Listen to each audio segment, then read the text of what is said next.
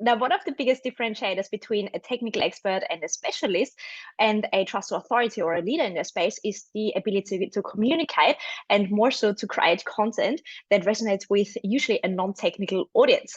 But then the question is, how do we even get started with content creation, especially when we are busy? And whilst content creation has been quite the secret source to many businesses and to entrepreneurship for the last few years, it is slowly but surely now becoming also more important for corporate leaders.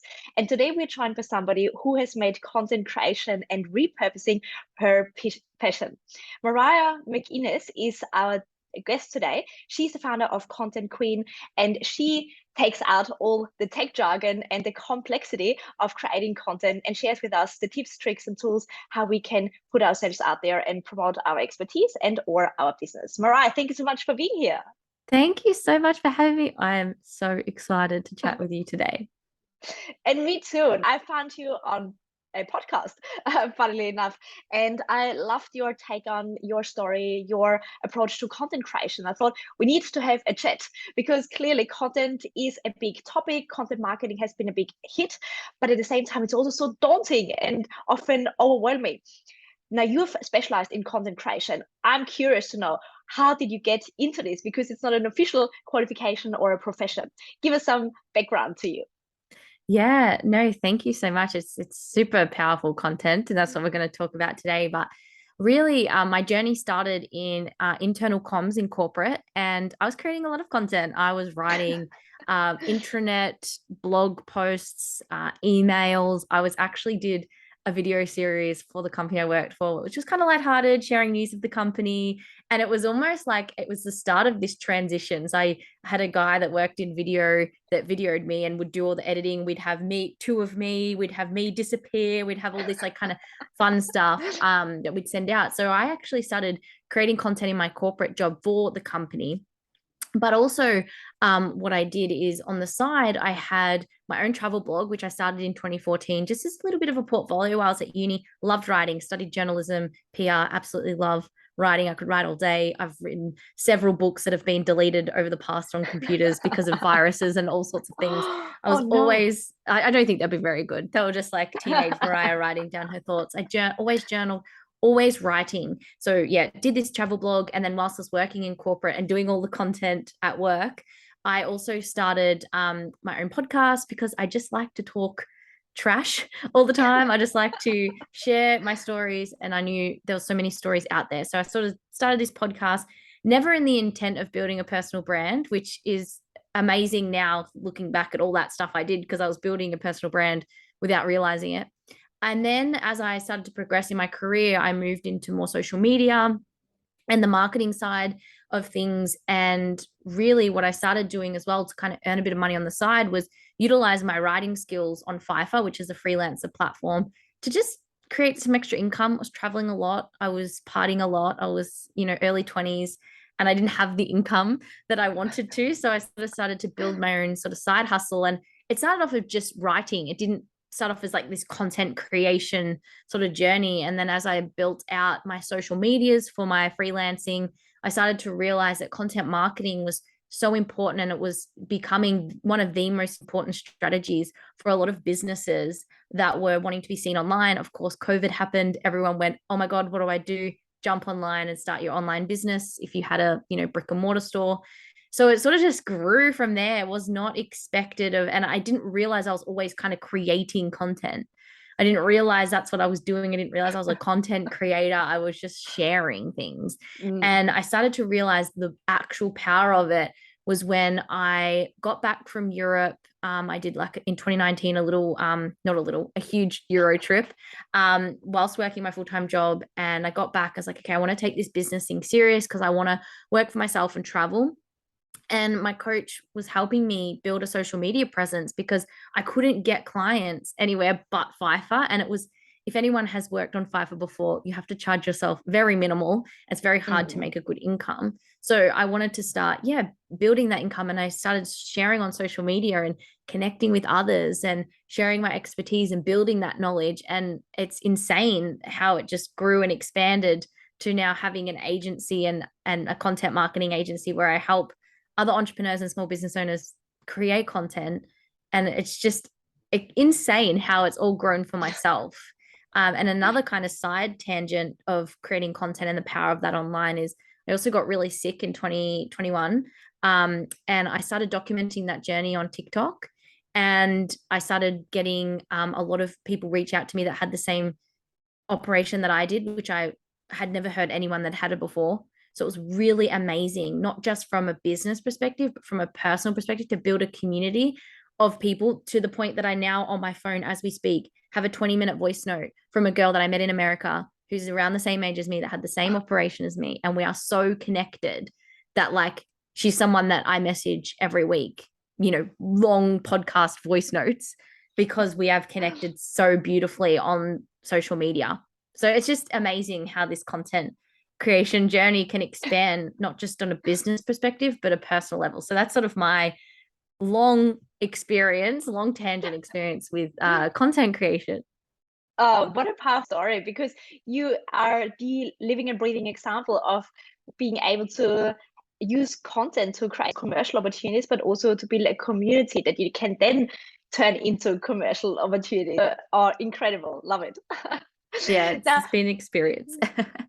It is, and we see that more and more, that the traditional way of doing marketing and outspending competitors doesn't fly anymore, and more companies are now leveraging personal brands and their leaders to attract talents and clients and so forth.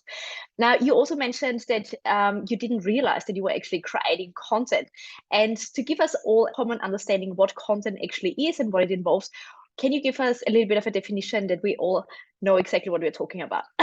Yeah, of course. So, if we think content and then content marketing. So content is anything that you create from blogs, podcasts, social media content, anything from an online like ebook, an email, anything that you have put out there that people can consume, essentially. And then content marketing is just utilizing those pieces of content to promote your business, your services, yourself, essentially. So it's just adding a marketing level to create more awareness on who you are, what you do, what your business is. And the content creation can be anything from, as I said, it doesn't just have to be social media.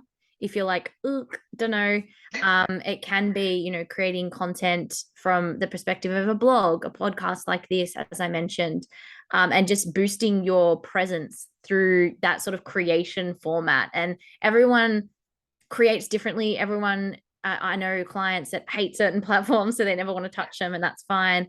Of course, if we want to be strategic, there's certain platforms we can use, but really, if you are creating from this space of, I really love this, I really enjoy talking about this, you are going to have a better experience with the whole process. But then, just adding that marketing level onto it gives it sort of something we can measure, something we can track. It gives it a strategy. And it also allows us to expand that awareness of who we are and what we do, essentially. Oh, so good. So speaking of measuring, I'm super curious, because often my type of clients, they're working in corporate, they're often a consultant and they work on billable hours. And the pushback is often, well, we can't make money with content, or it's not a billable hour as such. Well, how would you respond to what is the ROI of content marketing? What are some metrics that you can and actually should measure? Yeah, this is a really good question, because sometimes, of course, there are things in our business that we might not see the dollar amount come straight away. And that is, and there are things like, there's a perfect story that my dad, an analogy, because I do like telling stories. I was sitting on my computer. I went back home recently to visit family, sitting on my computer working, and he said to me, oh, are you busy making money? Like, what's going on? General business questions. And I said, at the moment, I'm just kind of doing stuff for myself, working on my podcast, like at that actual time. I said, but there are things that, yes, can make money, but there oftentimes it takes time, or there's some things you have to do. There's admin tasks that we all have to do, things like that. And he said, you know what? It's like a farmer. If you own a farm, you have to fix the fences.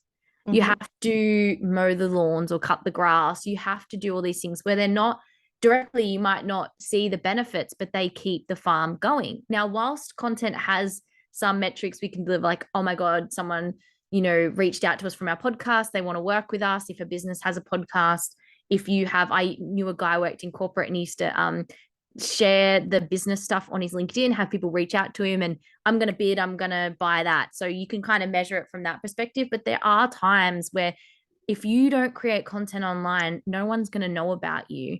No one's going to know that it exists. So there are moments where we might not see that return of investment straight away. It does definitely take time and consistency.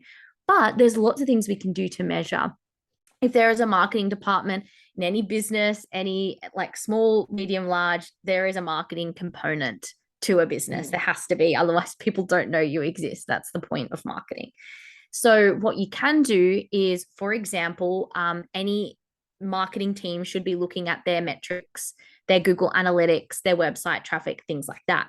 If they have a team of people creating content on LinkedIn and they can see that a lot of traffic comes from LinkedIn, then you can kind of make an assumption that, okay, we've got this sort of, correlation between what we're creating on LinkedIn and our website traffic. And of course, there's so many more metrics you can dive in deep with Google Analytics of where that person, you can track people, you can track certain links, there's so much you could do. Of course, if you're building a personal brand and you are working in the corporate space, maybe it's worth having a chat with the marketing team. When I worked in corporate, I was there to help people build their personal brands. So I was there to chat people through the process. But essentially, measurement is really, really important for this. Even tracking your posts.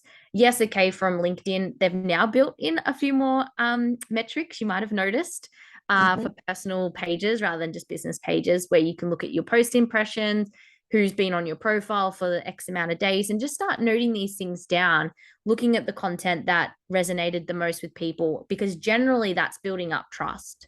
And when people build up trust, they're more likely to buy. Just that's so how it happens. And of course, when we are creating content online and building a human connection, people buy from people. There's no doubt about that. That's why we have sales teams that work directly with clients, because they're more likely going to trust their account manager than a logo, right? It's how it happens.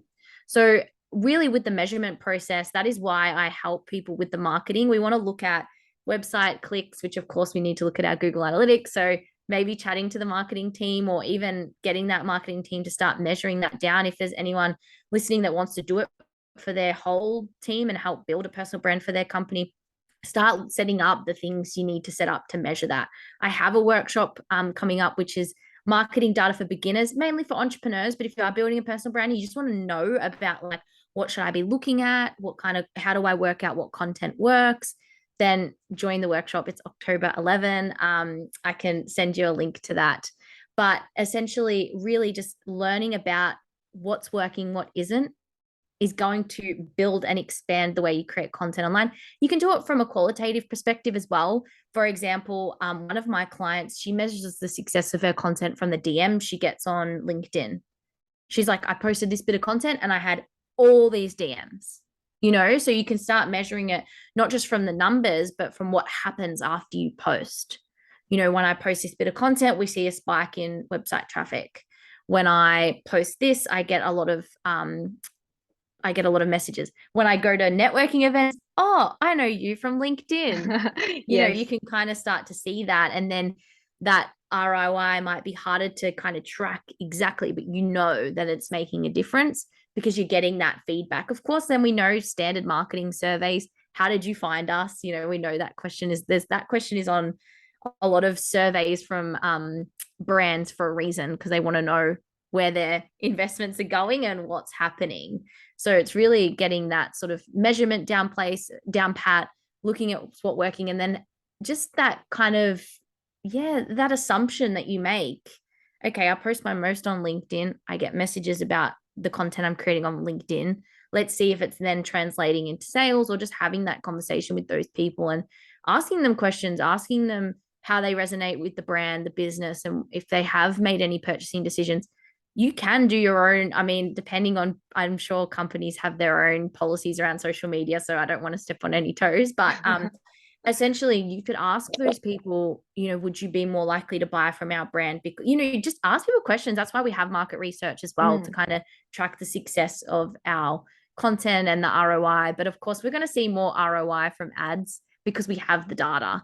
So the data with content is a little bit more, you have to do a little bit more investigating, but you can definitely work out, the investment. One of my clients, for example, signed a private client through her podcast. So she knows her podcast has already made value because her coaching package might be X $1,000 and she's only been creating a podcast for a year. So that's why it's also important to have goals around the content you create. And it might not necessarily be to get clients, it might be to just build brand awareness. So that's why it's important as well to sort of have the objectives with each channel and what you're trying to do with that, because brand awareness, you need it anyway. It is the top of funnel. You need top of funnel. You can't have the middle and the end funnel without the top. So it could just be to build brand awareness. So it's important to sort of be realistic with the goals of each channel as well.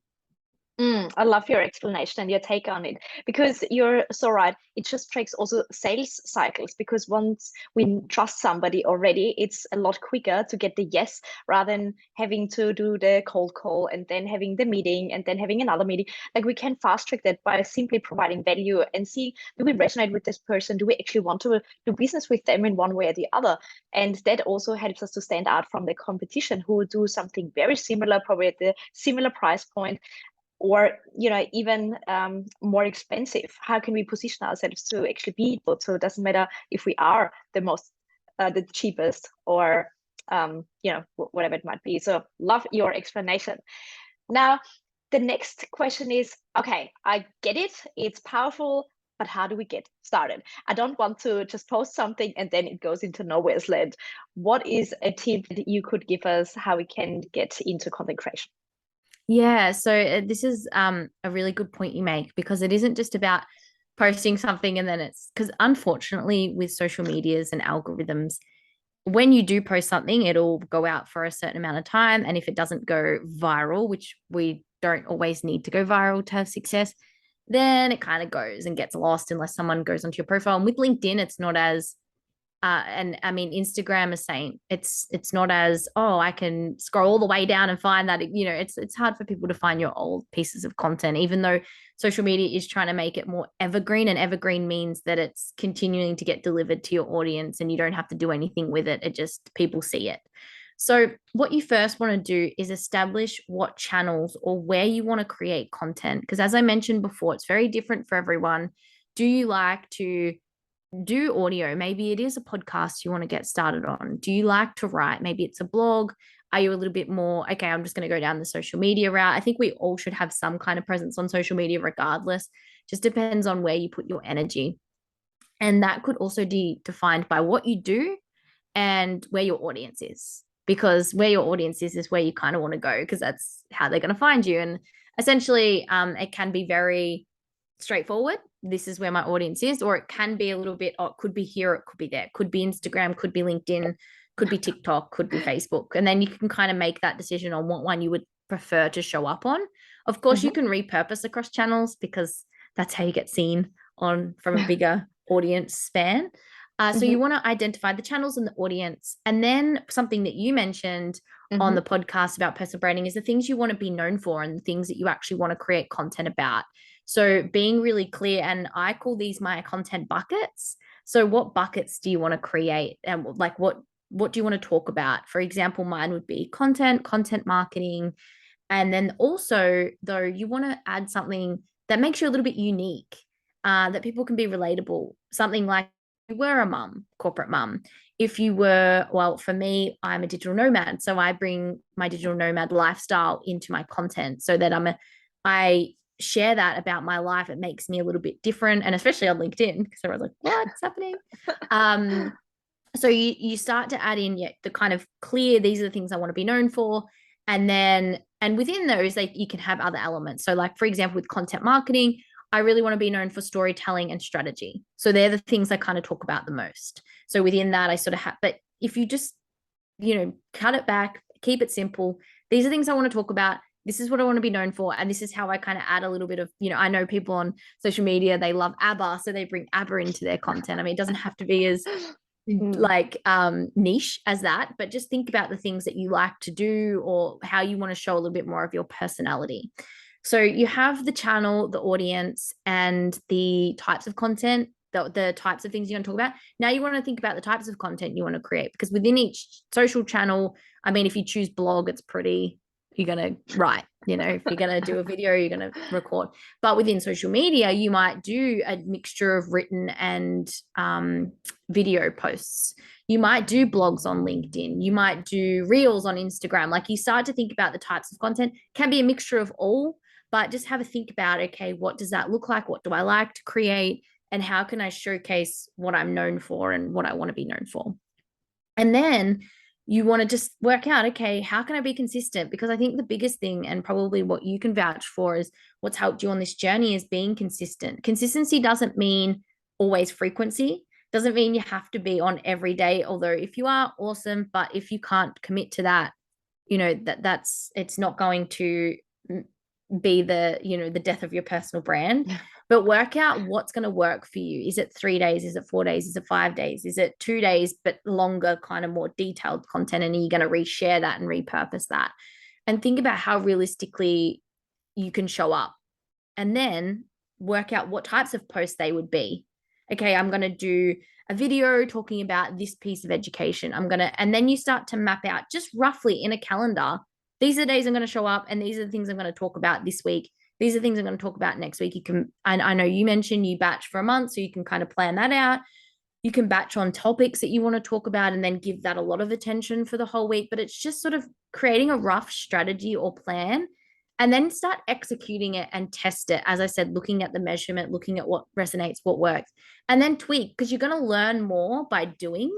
And if you don't get started, you can't learn what works and what doesn't. So unfortunately, you got to take a little bit of messy action, get on there, be consistent, test what topics work, have a little mini plan, and then measure that plan after a month, 3 months, whatever that looks like. I mean, 3 months ideally, but if you want to, you know, after month one, you've learned so much, you want to implement everything you've learned, then you can make tweaks and changes. But it is really having that rough plan strategy. Of course, as I mentioned earlier, those objectives, what do you want to get out of posting this bit of content or posting in general? Maybe you want to do more speaking gigs. Maybe you want to expand your personal brand because you want to get a new job in a different field. So it's just like having that goal and then sort of working towards that one piece of content at a time, and then learning, making iterations. Marketing is a big iteration process. So you have to keep making changes, tweaks, but just having a rough plan on how you're going to be consistent, what you're going to talk about, and where you're going to deliver that content,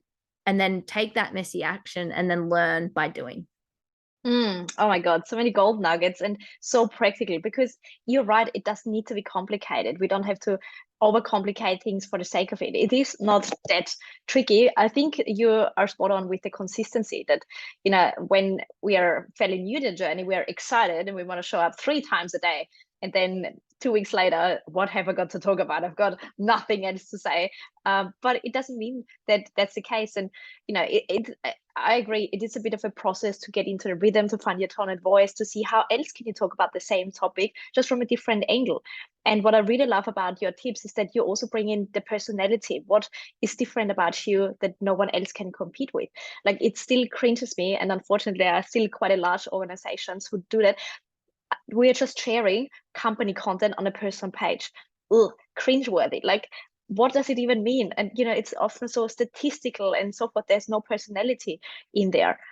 What would you say in terms of, oh, I don't want to show too much personality, and or my personal interests do clash a little bit with the company or with the profession that I'm in. So I might be really interested in, you know, diversity or even inclusion or leadership, but then I'm in a very technical role. How can we find the sweet spot? How we can actually come across more personal? Yeah, it's really interesting. And I think you can show your personality without giving away too much, especially if you are in a role that is quite corporate and you don't want to share too much on your LinkedIn because you keep work at work, which is like totally a personal preference. But I actually saw one of the personal brands I was sort of helping build in corporate. He never really shared too much about his own personal beliefs or self, but he did something really interesting, which I thought was quite quirky. And I remember this post, so it was obviously quite good. But he wanted to explain, so the company I worked for was in auctions, car auctions, truck auctions, that kind of thing.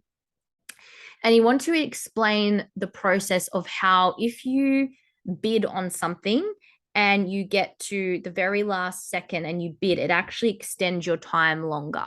So if then someone else bids back, so it just keep and he used the analogy of, you know, that race car game, and you go through the checkpoint and you get more time.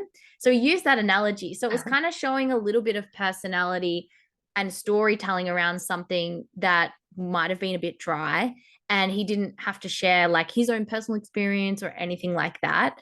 So that's sort of like how you can kind of build in a bit of analogies and storytelling to make content engaging if you don't feel comfortable sharing your whole personality right now or everything about your life, because it takes time. You know, there's still things today where I'm like, oh, do I want to share that on social media? Probably not. Maybe in 10 years time or 5 years time, I'll have more confidence to share it. So there's certain things that I still don't share. But then if it comes to something that's quite conflicting, of something you're working with, I know you mentioned it in my podcast, is about these sort of values and like, okay, where are my, you know, values at, and what are the things, like choose your battles essentially. So picking your battles around your own values, like me talking about this, is it going to be worth, like, is it worth it in the grand scheme of things?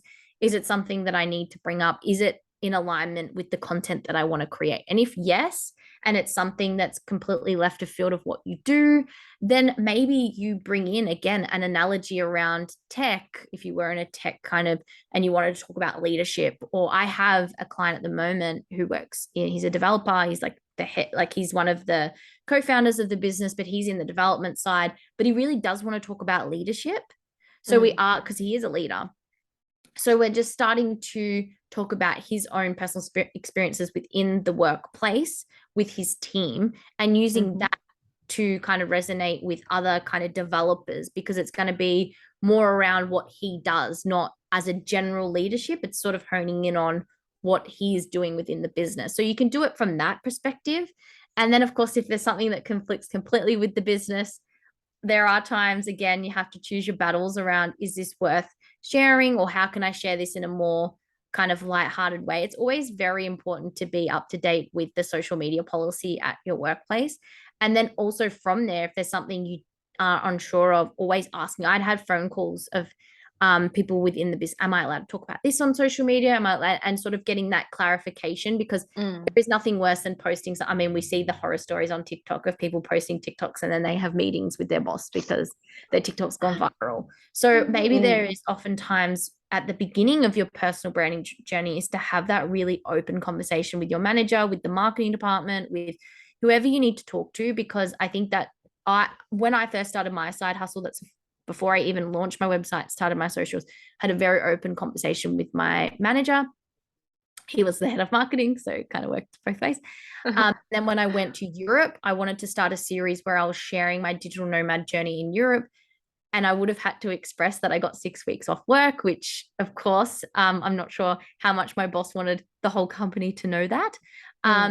So I had a conversation with him. I said, I just want to let you know that first I had the side hustle conversation, and then I had the LinkedIn conversation. And yes, he was happy for me to do that. So having those conversations with your workplace before getting started, if you are in a corporate role, or you're in a role where you do have a marketing department or a team, you've got policies and procedures, it is probably more important to have that conversation, because there is nothing worse, again, as I said, as posting some content and then ending up in your manager's office because you have posted something that they didn't want you. And unfortunately, times are changing though. I know, I mean, I haven't been in the corporate space for a while, but I can even see a lot of the on LinkedIn. I jump on LinkedIn, and pretty much every time I jump on, there is someone in the company posting something. So I think a lot of people are now being more encouraged to share. So I think the policies are getting are eased a lot more now. And in terms of like the TikTok thing, especially if you're going to post on TikTok,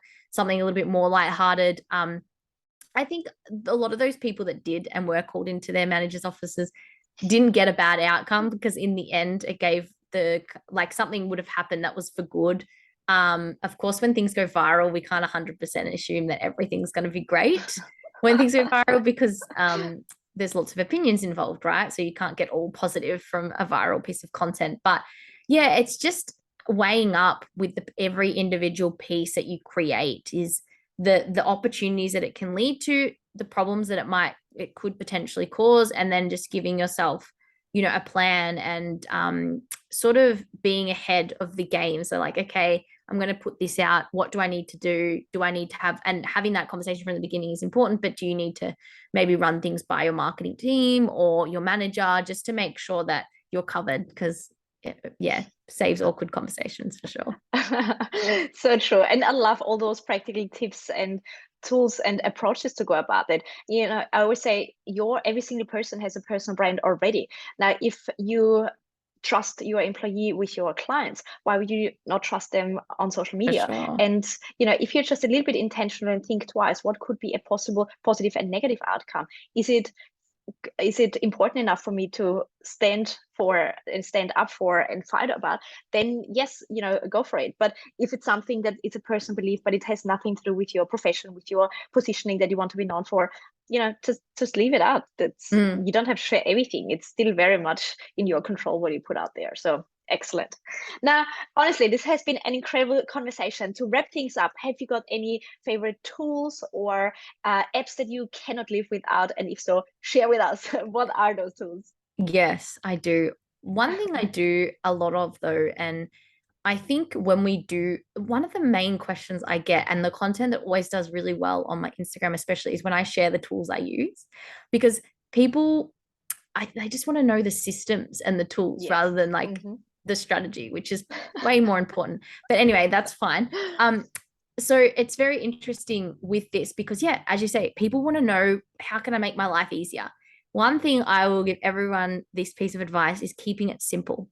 Most apps, the social media apps, website platforms, if you're going to start a blog, podcast streams, they all have sort of native apps that keep things very simple. Yes, you can have editing platforms in the background, but even your Mac, for example, video editing, I don't go anything fancy. I just use iMovie, editing my podcast, GarageBand, which is on my Mac. When I'm scheduling content, of course, with LinkedIn, a bit harder. You do need to get a third party.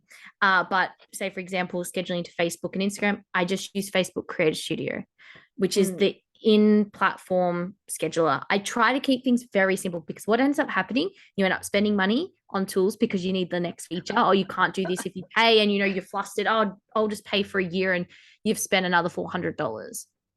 I try to keep it very simple and very cheap because things cost money and eventually you start to, you know, things start to add up. So some of my favorite tools, of course, is Facebook Creator Studio for scheduling. If you're looking to schedule for LinkedIn, Hootsuite's really good. There's Buffer. There's so many ones. I do recommend trying to find a scheduler that works because if you can schedule as much content as possible for your profile, it will allow you to be consistent. It's when we have to post in the moment, then you second guess whether you should post it, for one.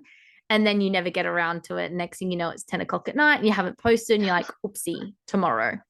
And then the next day, it's just a cycle. So definitely a scheduler, something to organize the content you're creating.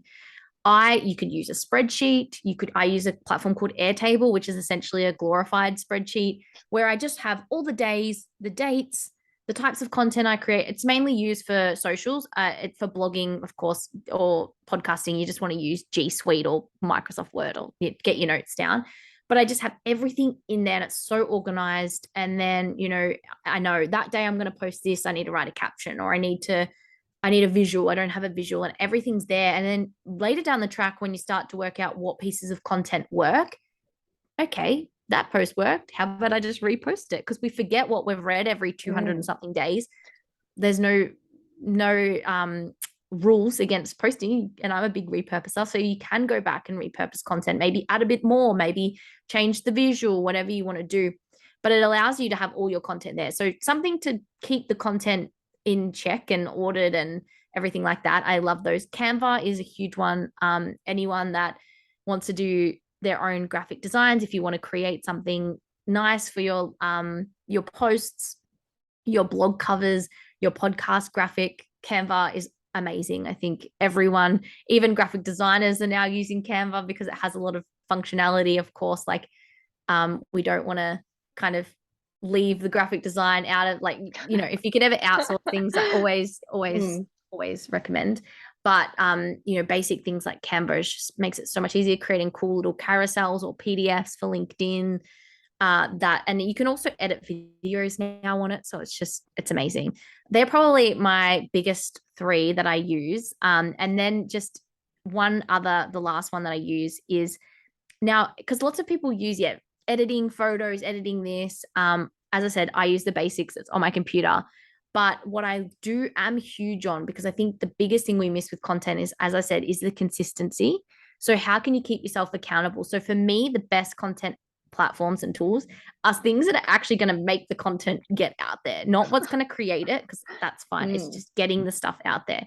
So I have a project management tool called ClickUp that I use, and it's got Instagram story, Mariah's, assigned to it for this day. And then I log on, here's what I'm doing for the day. Cool, got to do that. And I have to tick it off because I'm a very like to tick the boxes type. So something that's going to keep you accountable. Maybe it is just a calendar or Asana, Trello, any of those project management tools. And just even I used them when I was working in corporate and I wanted to create my weekly blog for my travel brand. So I just had okay, today I'm going to write the blog, tomorrow I'm going to put it on and put the pictures in, and then I'm going to schedule it. Then I'm going to create a post for social media.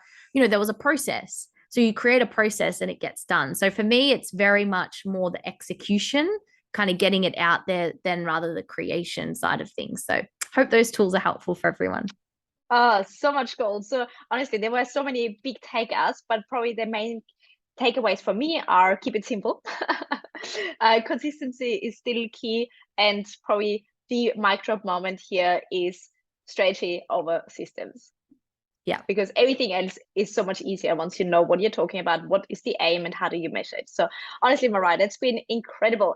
Where can everyone find you, connect with you, learn more about you? And of course, also, if you want to mention one more time the workshop where you can register to measure, that would be incredible. Yes, thank you so much for having me. I've loved chatting. Such good questions. So everyone can find me on LinkedIn. If you are on LinkedIn, Maria MacInnes, MacInnes is my last name, and Mariah is Maria with a H, because a lot of people will just write Maria.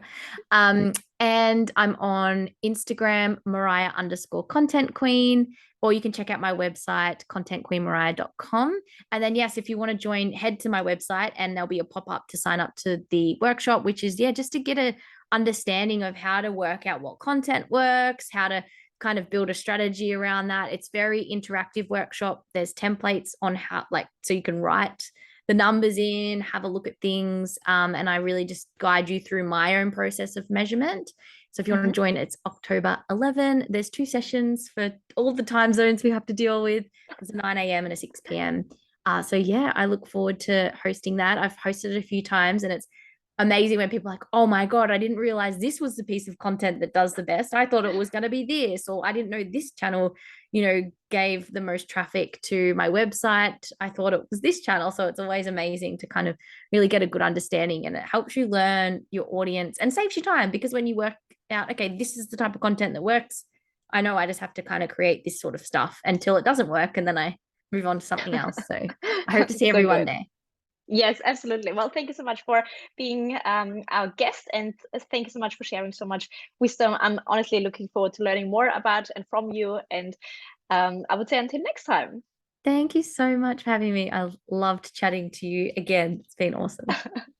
Thank you.